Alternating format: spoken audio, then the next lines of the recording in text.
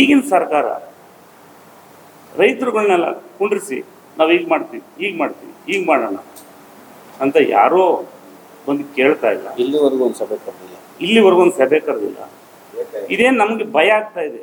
ಯಾಕಂದರೆ ನಾವು ಕೇಣಿ ಅವ್ರದ ಟೌನ್ಶಿಪ್ ಕೇಣಿದನ್ನ ನೋಡ್ತಾ ಇದ್ದೀವಿ.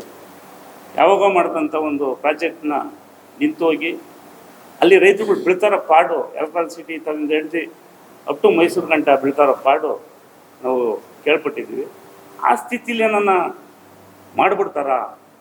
ಇಲ್ಲ ಮಾಡ್ತೀವಿ ಅಂದರೆ ನಮಗೆ ಕೆಲವು ಬೇಡಿಕೆಗಳಿವೆ, ಅದು ಸ್ವೀಕಾರ ಮಾಡಿ ನಮಗೆ ನ್ಯಾಯ ಒದಗಿಸ್ಕೊಡಿ, ಇಲ್ಲಾಂದರೆ ನಮ್ಮನ್ನು ರೈತಾಪಿ ಮಗನಾಗೆ ಬಿಟ್ಕೊಡಿ ಅಂತ ನಾವು ಮನವಿ ಮಾಡ್ಕೊಳ್ತೀವಿ ಸರ್. ನಮ್ಮ ಮುಖಾಂತರ ಇದನ್ನು ಇವತ್ತು ಮಾಧ್ಯಮದಿಂದ ಇದೇನಾದರೂ ಒಂದು ನಮಗೊಂದು ನ್ಯಾಯ ಸಿಗ್ತದೆ ಅಂದರೆ ಇವತ್ತು ದೇಶದಲ್ಲಿ ಪ್ರಪಂಚದಲ್ಲಿ ಮಾಧ್ಯಮನೇ ಮೇನು ಅಂತ ನಾನು ಅಂದ್ಕೊಂಡಿದ್ದೀನಿ, ನಮ್ಮ ರೈತ ಮುಖಂಡರು ಅಂದ್ಕೊಂಡಿದ್ದಾರೆ.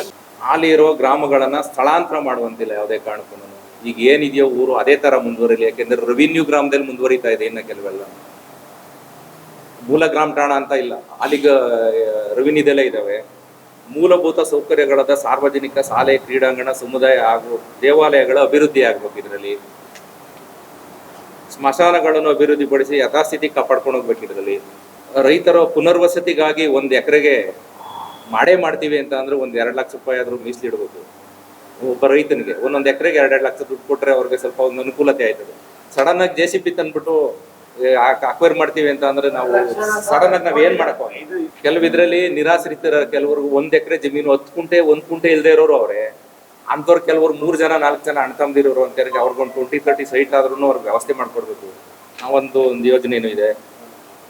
ಬೆಳೆ ಹಾಗೂ ಫಲಾನುಭವಿಗಳಿಗೆ ಇತ್ತೀಚಿನ ವೈಜ್ಞಾನಿಕ ವರದಿಗಳ ಹೈವೇ ಪ್ರಾಧಿಕಾರ ನಿಗದಿಪಡಿಸಿರುವ ಹಣಕ್ಕಿಂತ ದುಪ್ಪಟ್ಟು ನೀಡಬೇಕು. ಈಗ ಹೈವೇನಲ್ಲಿ ಎಲ್ಲ ಡಬಲ್ ಕೊಟ್ಟಿದ್ದಾರೆ. ಇಲ್ಲಿ ಬೈರ್ಮಂಗಲ ಜಲಾಶಯ ಪೂರ್ಣ ಶುದ್ಧೀಕರಣ ಮಾಡೋದು, ಭೂ ಸ್ವಾಧೀನವಾದ ಜಮೀನಿಗೆ ಶೇಕಡಾ 50, ಅವರು 40-30 ಅಂತ ಹೇಳ್ತಾ ಇದ್ದಾರೆ. ನಮಗೆ ಮ್ಯಾಕ್ಸಿಮಮ್ 50-50 ಆದ್ರೂ ವ್ಯವಸ್ಥೆ ಮಾಡಿದ್ರೆ ಒಳ್ಳೇದು. ಇದರಲ್ಲಿ ಬ್ಯಾಂಕು ಅಥವಾ ಸಹಕಾರ ಸಂಘ ಸಂಸ್ಥೆಗಳಿಂದ ಪಡೆದಿರುವ ಸಾಲವನ್ನು ಮನ್ನಾ ಮಾಡುವ ಅಥವಾ ಪ್ರಾಧಿಕಾರವೇ ಭರಿಸುವ ಹಾಗೆ ಒಂದು ಆಜ್ಞೆ ಹೊರಡಿಸ್ಬೇಕು. ಅವರು ನಾವು ರೈತರುಗಳು ಸಾಲ ತಗೊಂಡಿದ್ದೀವಿ, ಈಗ ಎಲ್ಲ ಪ್ರತಿಯೊಂದು ಸ್ಟಾಪ್ ಮಾಡ್ಬಿಟ್ಟಿದ್ದಾರೆ. ಯಾವ್ದು ಕ್ಯಾನ್ಸಲೇಷನ್ ಇಲ್ಲ, ಏನಿಲ್ಲ, ಟ್ರಾನ್ಸಾಕ್ಷನ್ ಮಾಡಂಗಿಲ್ಲ. ಇವರು ನಮ್ ದುಡ್ಡಿಗೆ ನಾವು ಎಲ್ಲಿ ತಂದು ಕಟ್ಟಕಾಯ್ತದೆ. ಸಾಲ ತೀರ್ಸ್ಕೊಬಿಟ್ರೆ ನಮ್ಗೆ ಉಳಿಯೋದೇನ್ ಬರ್ತದೆ ಅದರಲ್ಲಿ? ಅಲ್ಲಿ ಗ್ರಾಮ ಪಂಚಾಯತಿ ಪರಿಮಿತಿಯಿಂದ ಒಂದು 300 ಮೀಟರ್ ಡಿಸ್ಟೆನ್ಸ್ ಆದ್ರೂ ಸುತ್ತ ರೌಂಡ್ ಬಿಟ್ಬಿಟ್ಟು ಅಕ್ವೈರ್ ಮಾಡಿದ್ರೆ ಒಂದು ಸೂಕ್ತ ಆಯ್ತದೆ ಅನ್ನೋದೊಂದು ಇದು. ಗ್ರಾಮದ ಸಣ್ಣ ಮತ್ತು ದೊಡ್ಡ ಕೆರೆಗಳ ಅಭಿವೃದ್ಧಿ ಪಡಿಸಿ ಯಥಾಸ್ಥಿತಿ ಕಾಪಾಡ್ಕೊಂಡು ಹೋಗೋದು. ರೈತ ಸಂಪರ್ಕ, ನೈರ್ಮಲ್ಯ ಮತ್ತು ಒಳಚರಂಡಿ, ಕುಡಿಯುವ ನೀರು, ಅಂಗನವಾಡಿ ಹಾಗೂ ಸಮುದಾಯ ಆರೋಗ್ಯ ಕೇಂದ್ರಗಳು ಹಾಗೂ ವಿದ್ಯುತ್ ಶಕ್ತಿ ಸೌಲಭ್ಯಗಳನ್ನು ಪ್ರಾಧಿಕಾರದಿಂದಲೇ ಒದಗಿಸುವುದು. ಭೂ ಸ್ವಾಧೀನವಾಗಿ ಜಮೀನು ಕಳೆದುಕೊಂಡ ರೈತ ಹಾಗೂ ನಿರಾಶ್ರಿತರ ಮಕ್ಕಳಿಗೆ ಕಾಯಂ ಉದ್ಯೋಗ, ಕೈಗಾರಿಕಾ ಪ್ರದೇಶವಾದ ಬಿಡದಿ ಹಾಗೂ ಹಾರೋಹಳ್ಳಿ ಕಾರ್ಖಾನೆಯಲ್ಲಿ ನೀಡುವುದು. ಸುಮಾರು 50 ವರ್ಷಗಳಿಂದ ಅನುಭವದಲ್ಲಿದ್ದು 94C ಕೆಲವರೆಲ್ಲ ಅರ್ಜಿ ಹಾಕೊಂಡು ರೀಸೆಂಟ್ ಆಗೆಲ್ಲ ಕೊಟ್ಟಿದ್ದಾರೆ, ಪತ್ರ ಕೊಟ್ಟವ್ರೆ. ಅದ್ರದ್ದು ಇನ್ನೂ ಏನು ಖಾತೆ ಏನು ಮಾಡಿಲ್ಲ, ಅದ್ರದ್ದು ಸುಮಾರು ಬ್ಯಾಲೆನ್ಸ್ ಇದಾವೆ. ಅದ್ರದ್ದೊಂದು ಪರಿಗಣನೆಗೆ ತಗೋಬೇಕಿತ್ತು. ಹೈನುಗಾರಿಕೆಗೆ ಪ್ರೋತ್ಸಾಹ ಧನವಾಗಿ ಮಾಮೂಲಿ ಇದೆ, ಎಲ್ಲ ದನ ಕಟ್ಕೊಂಡಿರೋರೇ ಜಾಸ್ತಿ ಇರೋದು. ಇದ ದೃಷ್ಟಿಯಿಂದ ಸುಮಾರು 100 ಎಕರೆ ಹುಲ್ಗಾವಲ್ ತರ ಏನಾದ್ರೂ ಇದು ವ್ಯವಸ್ಥೆ ಮಾಡ್ಬಿಟ್ರೆ ರೈತರಿಗೆ ಅನುಕೂಲ ಆಯ್ತದೆ ಅನ್ನೋದು ಒಂದು ಆಸೆ ಇದೆ. ಮಾನ್ಯ ಉಪಮುಖ್ಯಮಂತ್ರಿಗಳು ಚಿನ್ನದ ಬೆಲೆ ಬರ್ತದೆ ಅಂತ ಹೇಳಿ ಚಿನ್ನದ ಬೆಲೆ ಬರ್ತದೆ ಅಂತ ಹೇಳೋರು. ಇದು ಅಕ್ವೈರೇಷನ್ ಮಾಡೇ ತೀರ್ತೀವಿ ಅನ್ನೋ ತರ ಇದೆ. ಇದು ನಾವು ಮಾಡಬೇಡಿ ಒತ್ತಾಯ ಮಾಡ್ತಾ ಇದೀವಿ. ಅವ್ರು ಯಾಕೆಂದ್ರೆ ನೋಟಿಸ್ ಬಂದಿದೆ, ಎಲ್ಲ ಬೆಳಗ್ಗೆ ಎಲ್ಲ ಮೊನ್ನೆ ಪೇಪರ್ ಅಲ್ಲೆಲ್ಲ ಪ್ರೊಡ್ಯೂಸ್ ಮಾಡಿದ್ದಾರೆ.